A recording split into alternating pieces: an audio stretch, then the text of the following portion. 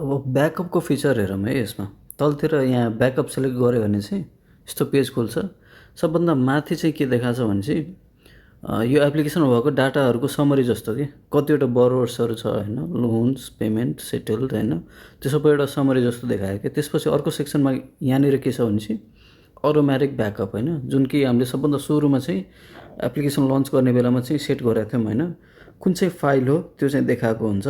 र अर्को यहाँ तलतिर के छ भने चाहिँ इन्क्रिप्ट ब्याकअप विथ पासवर्ड होइन, यो गर्दाखेरि चाहिँ हामीले पासवर्ड चाहिँ सेट गर्न मिल्छ त्यो फाइलमा चाहिँ।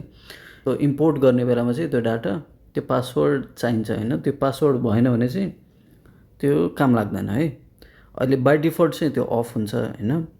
अब अर्को के छ भने चाहिँ चेन्ज फाइल होइन, जस्तो अब हामीलाई अर्को अटोमेटिक ब्याकअपको फाइल चाहिँ राख्नु पऱ्यो भने चाहिँ यो क्लिक गरेर चाहिँ गर्नु मिल्छ कि कहाँनिर राख्ने भनेर है। अर्को ब्याकअप नाउ एउटा बटन हुन्छ होइन, लाइक अब इन्स्ट्यान्टली अहिले नै हामीलाई चाहिँ ब्याकअप होस् भन्दाखेरि चाहिँ यो बटन एउटा दिएको छ होइन, त्यो चाहिँ क्लिक गर्नु पऱ्यो कि है। अर्को डिलिट चाहिँ गर्नु मिल्छ यहाँनिर, यो डिसेबल जस्तो कुरा छ होइन। अटोमेटिक ब्याकअपलाई चाहिँ डिसेबल गर्ने कि नगर्ने भन्ने कुरा छ कि यो क्लिक गऱ्यो भने चाहिँ त्यो डिसेबल भइदिन्छ कि, जस्तो यो गऱ्यो भने पपअप आउँछ होइन, डिसेबल गऱ्यो भने त्यो डिसेबल भइदियो है त। अर्को भनेको एक्सपोर्ट। अब एक्सपोर्टमा चाहिँ के हुन्छ भने चाहिँ अहिले जति पनि डाटाहरू छ एप्लिकेसनमा इन्स्ट्यान्टली अहिले नै कुनै ब्याकअप फाइलमा चाहिँ एक्सपोर्ट गर्नु छ भने चाहिँ एक्सपोर्टमा क्लिक गर्ने, कहाँनिर राख्ने भन्ने कुरा चाहिँ त्यहाँ राख्नु मिल्यो है।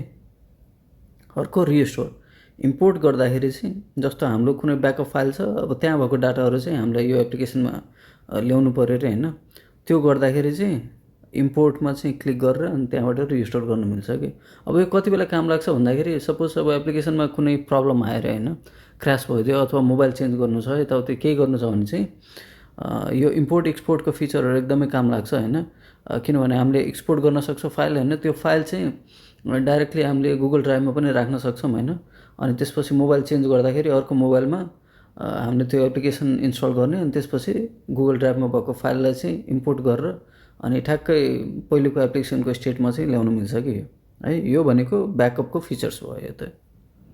अनि अर्को कुरा के भने चाहिँ माथितिर यो देखाइरहेको हुन्छ कि, जस्तो यहाँ हेर्ने भने चाहिँ लास्ट ब्याकअप 0 मिनट गो भनेर त्यो कहिले चाहिँ लास्ट ब्याकअप भएको थियो भन्ने कुराको डाटा पनि दिइरहेको हुन्छ कि यहाँनिर।